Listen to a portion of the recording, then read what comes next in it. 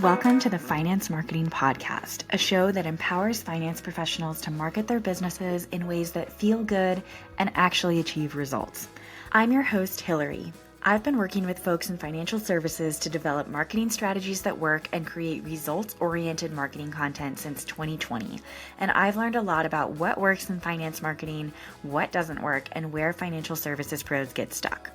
Join us each Friday as we explore real, effective ways to market your finance business and connect with folks who truly embody your ideal clients. My conversation this week was with Natalie Hales, brand strategist and founder of Natalie Hales Advisor Marketing. Natalie helps financial advisors across Canada and the US establish their expertise, build their brand, and connect with their ideal client. She is the only brand strategist in advisor marketing focused on helping advisors discover their niche, craft their positioning, and tell their stories to attract their dream clients. You can take her 90-second quiz on her website, which is, of course, linked in the show notes, to find out if you're attracting your ideal client and to find out your next steps to grow your business at nataliehales.com. Now, my conversation with Natalie was so lovely. We talked about all the benefits of defining a niche for financial advisor brands who have been in business for some years, and we tackled some of the most common fears that advisors have when they feel like it's time to niche down. Fears like alienating any current clients who don't fit the new niche, and whether or not a niche will actually result in more business, or if it will simply turn away clients that they could have served otherwise. We also talk about what kinds of advisors perhaps shouldn't define a specific niche. So if you are wrestling with the choice of whether or not you should niche down, or you just want to learn more about what niching can do for your business, you are going to love this conversation with Natalie. Let's dive in.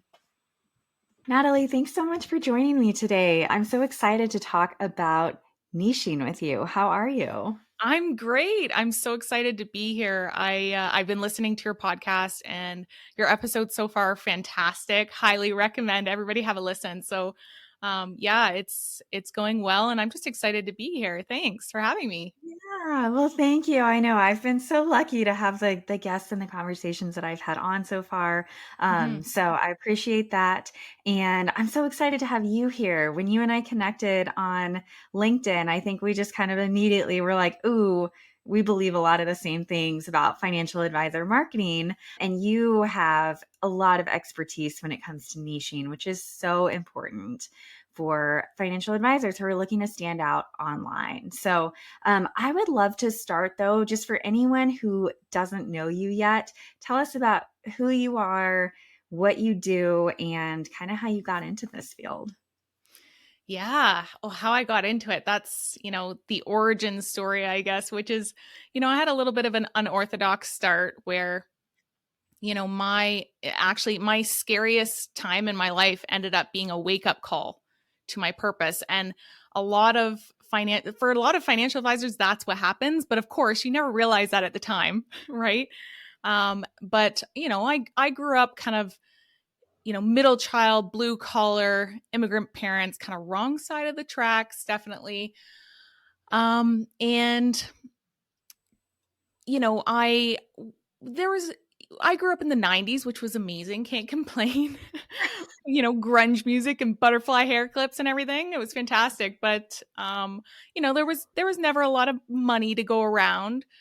But I we didn't really notice any of that. But I had a fantastic childhood. But my mom was actually already on disability in when I was in high school, and then my dad ended up having a massive stroke that limited his whole left side basically the moment I graduated university. And it was a really tough time in my life, and I had just started in my marketing career. And luckily at the time I had a fantastic boss who said, you need to see my financial advisor. And I mean, at the time I just thought he was doing his fancy client, a favor by even meeting with me. And I'm sure he was, but he never made me feel like that. he, he was fantastic. And, he actually sat me down and let me know that he had actually had his dad pass away in his 50s when he was about my age too. So similar situation, but he actually ended up passing away from what happened to his event. And he could relate to my situation. And he, with all the patience in the world, he gave me an education in insurance and let me know kind of what I would need to do before my testing.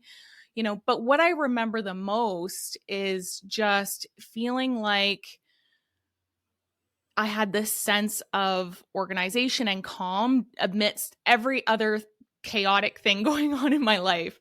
So, that's what I remembered most about that situation. And so when I went back to work, you know, after a little while, I kind of just said, if we were already working with a few financial advisors, but it's like, I'm going to double down and we're going to start, working with financial advisors in their marketing. And that's kind of how I got the start in my marketing career. And then eventually moved into coaching advisors, but at the legacy companies, and eventually went into business practice management at Canada Life. And I kind of bounced around a little bit into branding in my corporate financial services career. But, there wasn't, I slowly moved away from working directly with financial advisors, which, is the whole reason why I started this in the first place. The ability to have this massive ripple effect on people, where Mm. I knew if I was working with if I was working with advisors, I would be able to help those kind of more everyday people understand the true value of advice and how advisors can help. So there really wasn't the ability to do that in the corporate world. I probably would have had to do 6 different roles or something crazy. So I developed my own program that, helped them niche down, find a specialization, focus their business, come up with branded messages to create their brand, develop more of an online presence, and then put together the marketing plan that would help turn them from an advisor into an authority.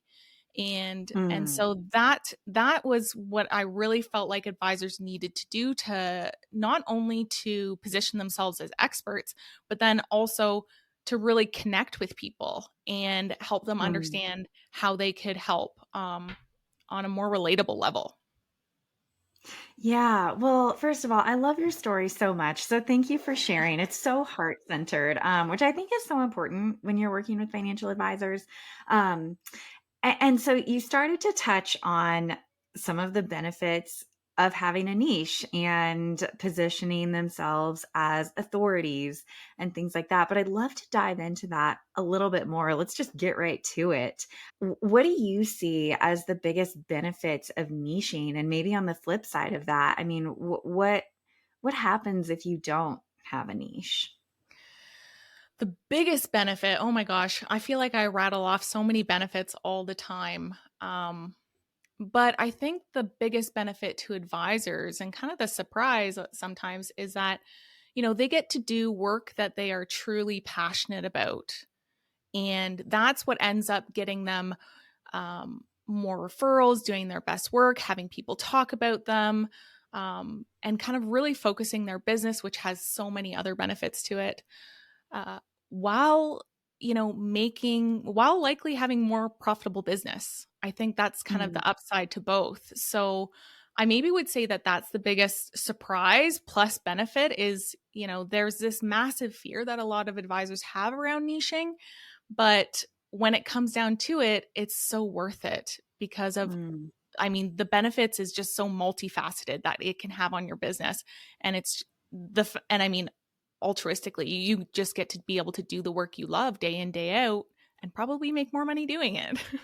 Right. Right. It's like, why wouldn't you? You Yeah. actually, I saw one of your LinkedIn posts this morning. You shared a couple of really kind of eye-opening statistics that I would love to just bring up here. And I can't remember exactly what the statistics were. Maybe you can, but it was all about, firms that do have a niche. They see a certain percentage of client acquisition, and they see a certain greater percentage of, I think it was maybe assets under management. Yeah. Research shows that firms with a clear idea of their ideal client see a 28% increase in new clients and Mm. a 45% boost in new client assets, which I just thought was amazing. Th- Right? Those are big numbers. Massive, massive. And there's other studies that I've shared kind of on my LinkedIn that just talks about the benefits that this level of focus can have on your business. Also, the increase in visibility. We've heard a lot of people talk about how this there's how basically advisors all sound alike. There's a lot, there's a lot of stats that basically people can't really tell the difference between them and whatnot. And obviously niching and having a specialization makes a massive impact on your value proposition and how you position yourself. And so people can finally understand whether you're for them and what the benefits are of working with you directly. Right, right. It is this really, I think, kind of ironic phenomenon that happens. The psychological impact of seeing someone who wants to serve you. You can pick out attributes of yourself. You can see yourself in somebody's message. I mean, whenever I see that, I say yes. You get me. I Yeah. want to work with you. Um, and I think that's why there's such a massive increase in client growth for advisors who have a really clear picture of their ideal client, because even if the market that you're targeting is perhaps more narrow, the Hmm. people within that market are so much more likely to say yes to you than Hmm. somebody from a massive market. And so, yeah, I wonder if you have any other insights into why those numbers might be as big as they are. Yeah, I mean, everybody's looking for that easy button, right? And so, Mhm. if you can find somebody who you want to work with that you like as a person, but then also you feel to your, you feel like could make your experience of working with them easier because they've worked with people like you. I mean, there's a slew of information and Mhm. studies that just show that, it's not only just about whether they like you, but about competence as well. And that's, it's both at the same time. But when you can have both of those, I mean, there's going to be people that just work with you because they like you as a person, of course. And there's going to be people that work with you solely because you're good at what you do. But if you can kind of attract your ideal clients, the people who you can resonate with on a deeper level, and you can have a relationship with, and you actually enjoy working with, and you also have the competence to serve them in a really fantastic way, that is the magic together, right? When that happens, that's authority and competence together, or liking and trusting somebody together. And that is where I think that magic comes into play. And that's why it has niching has such a massive effect. Right. Well, so one thing that I've seen you do that I really appreciate, is on a lot of your LinkedIn posts, advisors will comment what their niche is, and you will very gently and kindly push back and encourage them to think a little bit deeper about their niche. I think you'll say something like that, that's still pretty broad, or things like that. So I would love if you could tell us what to you makes a great niche. Yeah. Makes a great niche. Well, you're right. I do see a lot of people who will say my niche is women, or my niche are anyone over 60, and essentially they're targeting entire demographics, which a demographic isn't a niche. Right. It's a part of it, but a really great niche is something where you it's definitely a slice of a market or a segment that you can relate to personally, you have some experience in perhaps, and then you've dived down to make sure that you have a level of competence there, and that you can own, right? It's also really important. It's not just the niching aspect of it and being able to speak with them on a personal level. Then you want to get into the branding side of things and look at how is it that you can actually stand out, and how can you, dominate this market, making sure that you maybe have, 1,000 to 10,000 prospects, and that there's really only, 200-ish, advisors serving this, particular niche, and in what way. you're also going to want to understand in what way so that you can stand out as, someone uniquely serving that niche. Mm, And so it's not maybe just about the group of people that you serve or the problem that you solve. It's also how you do that in a unique way mm, that's your niche. That's how it all comes together. And so it's all those things. And I think that so often people get niching confused with just like, a certain group of people, and that's it. right, But right. there's a little bit more to that. And so I always encourage advisors to start off by understanding like their own background and doing a deep dive into themselves and their skills and their interests and their book, and see who's resonating with them as Mm, clients, and see if you can narrow that down to a segment of the market, but then slice that off even further.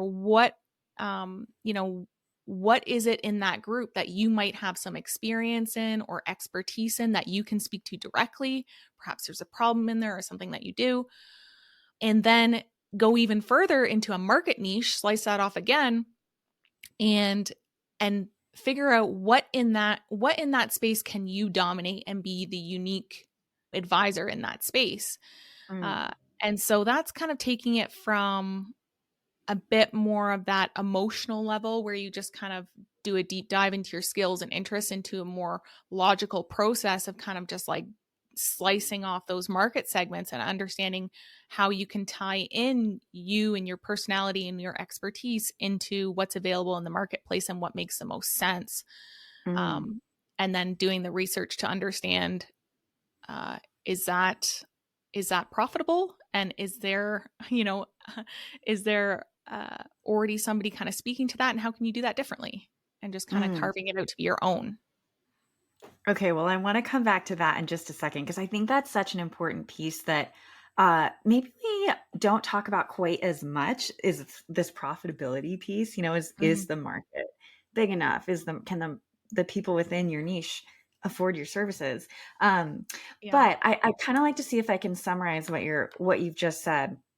It sounds like maybe there are three pieces that might even be nuanced within themselves. It's who you want to serve, right? And it's what you help them do. So it's kind of the problems you help them with, and it's how you help them solve those problems. Are those kind of the three main pieces that you're Yeah. getting at?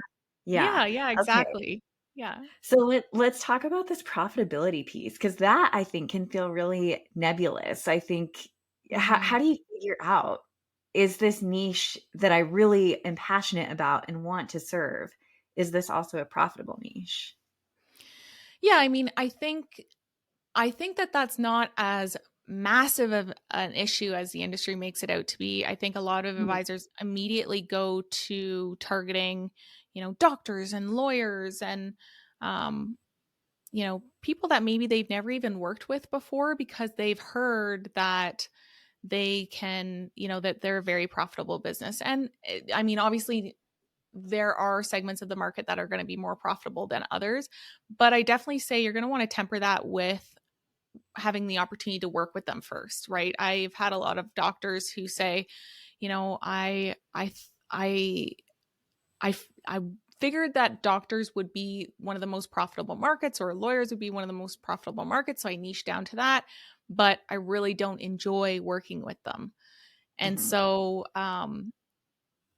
how to figure out whether a market is going to be profitable for you is definitely doing your research 100%. Understanding that segment of the market is really, really important. It's great to start off with, like I mentioned, a group of people that maybe you've worked with before, you have experience in this problem, and just giving it a go, right?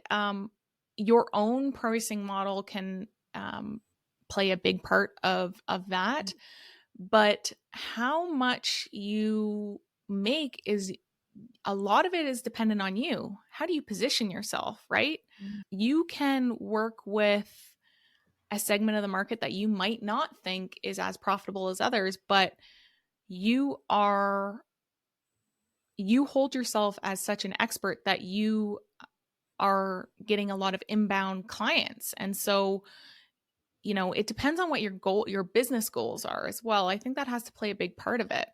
Right. So, in terms of profitability, what I would say is don't shut down other options immediately that you probably might have more of a personal connection with, because you can say I'm an advisor for lawyers all day long, but if you don't have some sort of personal connection, experience, or expertise in that, you sound like every other advisor who says I work with lawyers, and there's nothing Right. about you that's going to stand out, and it's not going to be a profitable business for you, just because you say you work with lawyers.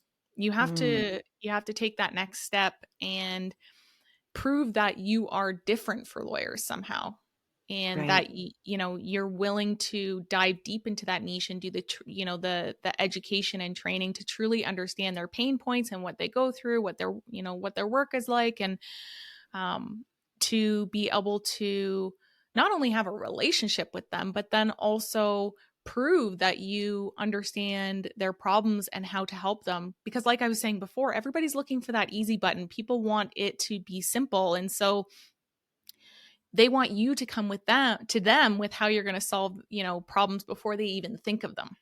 Hmm. That's an expert, right? And so Right.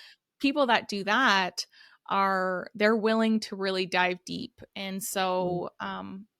so yeah, I guess that's a long-winded answer to the profitability question, but I would just kind of warn people, I guess, or warn advisors about just picking a niche because it's profitable, because that doesn't always Right. work.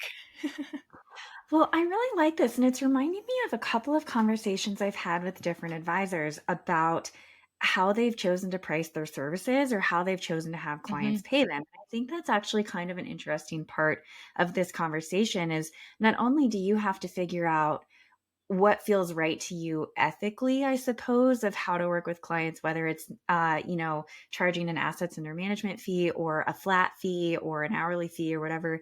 But it's also what is the way that your market would prefer to pay you? Hmm. Because I've heard one advisor say, we tried to introduce a flat fee model. No one wanted to pay it. Everybody wanted to just pay, straight out of their assets because they didn't really, it didn't feel like it was coming out of their checking account or their bank account or whatever it was. Whereas I've heard another advisor say, I don't even offer investment management anymore because nobody wanted to pay me the 1% fee. They just wanted to pay an upfront flat fee that they knew what it was going to be and things like that. And I think the reason that advisors have different experiences with that is because their market is different and their market has preferences on how they want to pay. And so I never put that together until I heard you kind of talking about there are different variables that you can play with within your own business model as Yeah. well, kind of make a Yeah. niche more You're 100% right. I mean, um, you have certain segments of um, of your audience, or if you've picked a niche, then they might already have preconceived notions or have worked with advisors before, versus, like doctors and lawyers, they have likely worked with financial advisors before and are used to a certain model, versus, psychiatric nurse practitioners who want to start their own business. Perhaps a lot of them are looking for a different sort of solution where you can help them with, you know, the value of advice and helping them understand their own money and behavioral um, kind of background to profitable. then move forward in the best way in their business because they truly understand their values around money.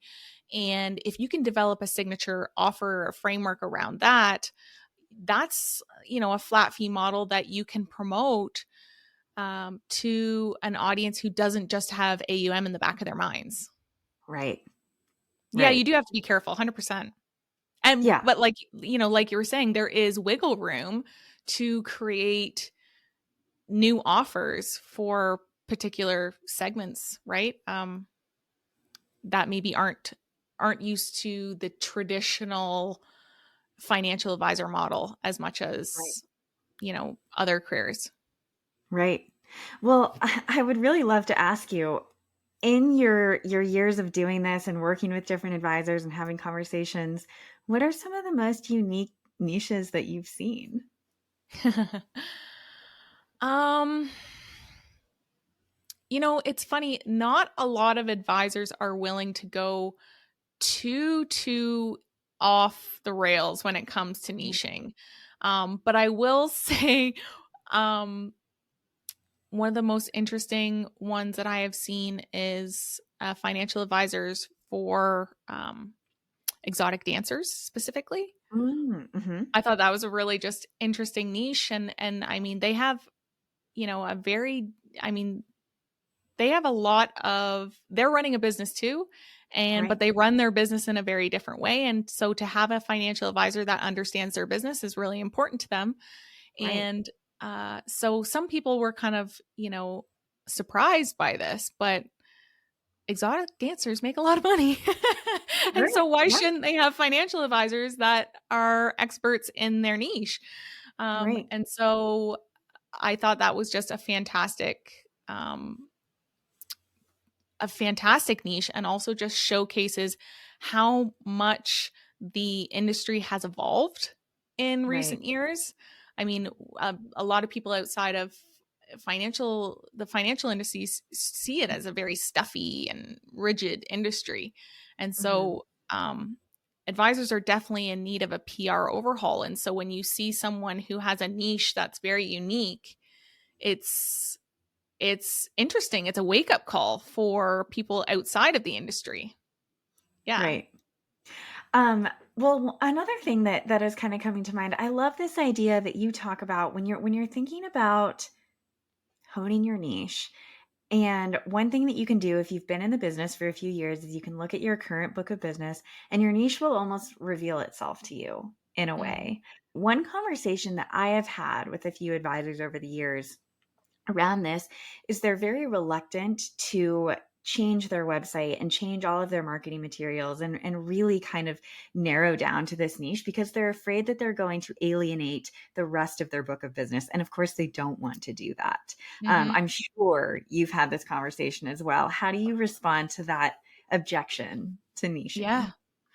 Oh, yeah. I see this all the time where they will go through the entire process of niching, understanding their ideal client, and it does have massive impact on their businesses, like understanding who you'll say no to, creating processes around working with these ideal clients, very impactful.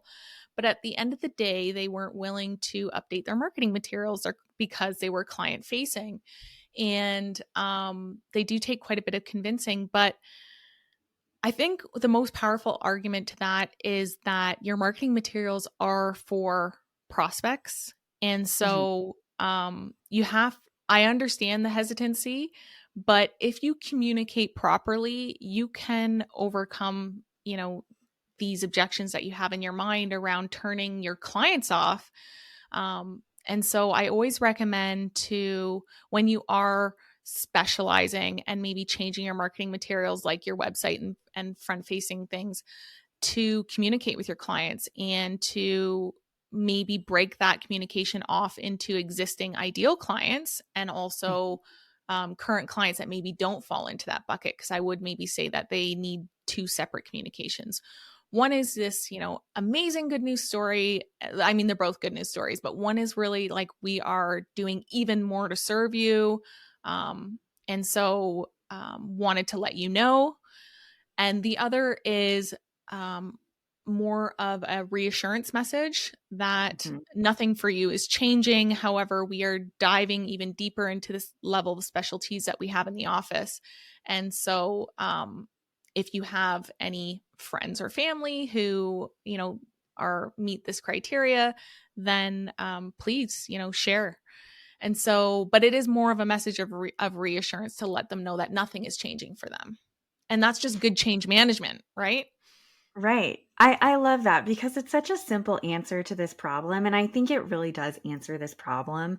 Um, People just need to know that you're Mhm. not abandoning them and that it's not that you don't want to work with them anymore, right? They just need to know, okay, because I think everyone can understand that businesses change and evolve for sure. Yeah, definitely. And I mean, don't be afraid to communicate regularly about it too. I just finished working with a client um who's starting this kind of brand transition, and we are sending 3 communications about it. We've broken them up to be slightly different messages, letting them know about this initial change and then kind of following up about it to let them know about the services that relate even more to them, or and kind of each communication dives into just a slightly deeper level of detail on one thing or another. But yeah, it's 3 communications over a series of 2 months. That are going out to their existing clients to just follow up and remind them and reassure them, or let them know about these changes and how wonderful it can be to them, and providing their contact information and getting them to reach out and letting them know that, you are happy to chat about these things. You're excited to chat about these things. And so don't be afraid to do a little bit of extra communication during that time. Mm-hmm. Well, okay, my final question before I ask you to talk about kind of your process and how people can work with you is that, and this might be a two-parter question, is let's say we have an advisor who is starting out for the very first time, and they're thinking about, so they're not working with clients yet. They're thinking about a niche. I would love to know what one piece of advice you have for them. And then I'd also love to know, is that advice different for someone who has been in the business and has not niched down yet, but is thinking about niching down? Mm-hmm. So if those two pieces of advice are separate, maybe Mm-hmm. that's a two-part. Okay, so for brand new advisors, I do still recommend having some experience of working with a variety of clients, Mm. even though a lot of my process is understanding someone's background and experience and how they can, what is their story and how can we tie in this amazing mission driven story into their niche. And so I do that a lot with my clients. So those brand new advisors, they likely still have that story somewhere, about that I can dig out about why they got into financial services and who they, the reason of why they're really choosing to work with the people that they are choosing to work with, or that they can resonate with the most and can resonate with them. But I still do recommend, if you're brand new to financial services, to work with a variety of clients, because that might not always pan out, right? You might not enjoy working with those people who you think, you might be able to help the most. I mean, I'm just incredibly lucky that, with my own kind of purpose and story, I just happen to love working with financial advisors. And so everything worked out, but that's not always the case. And then with more experienced advisors, I probably do get a lot more experienced advisors coming to me with, 15 years or so in the business, who are ready to now focus, right? They do have a good book of business. They understand who they work best with. They have some idea of either that they want to niche down or some idea of who they want to focus on. And for those clients, it's more about helping them with understanding their backstory and how they can tie things in, and also their creating branded messages around that, and maybe also steering them away sometimes from certain niches that, either are just going to come off like they're just in it for the money or something along those lines. So that's more of, and along the way in my whole process, a lot of the process that I have is, helping advisors niche down and then moving them into creating branded messages, and then moving into creating, a growth plan, a marketing plan to help them build their authority. So that beginning part where we're really focused on the niche is is a lot of consulting. And so I'm doing a deep dive into them and helping them answer questions, and kind of along the way, a lot of the times they see where I'm taking things, and that, that they can probably resonate with this particular niche, and like light bulbs are going off along the way. And sometimes they're just very determined on, maybe serving a particular niche, and we have to have conversations about potential things that they might they might encounter, which is fine as well. But yeah, I would say for brand new advisors, try and work with a variety of clients initially before deciding to niche down. If you're brand new, a few years in the business, you can probably, start to niche down after that. And for more experienced advisors, I completely understand where you're coming from. You want to start having more focus in your business. You understand who you work best with and who works best with you. And you want to start really gaining the benefits of niching, which is, increased visibility and increased engagement, and obviously a much better conversion rate. I love that. Two really great pieces of advice for these kind of two different advisors at different stages of their journey. So where can people find you, Natalie, if they want to connect with you or learn more about what you do? Yeah, if they want to connect with me, I love connecting with people on LinkedIn. If you want to learn more about me, I post, weekdays on LinkedIn. And then you can also check me out on my website, nataliehales.com, which will go into more detail about my program and how I help.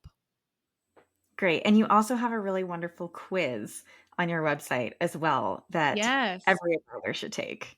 Yes. So if you feel like you're heading towards, niching down and figuring out your ideal client, this the quiz that I have will help you understand how close you really are, and maybe a few steps along the way to help you figure that out, and the next steps that you need to take in the process. Love that. Well, thank you so much, Natalie. This has been a really, really fun conversation. Thanks for diving deep into niche with me. And thanks to all of our listeners on the Finance Marketing Podcast. We'll catch you back next week. Thank you, Hillary. My pleasure.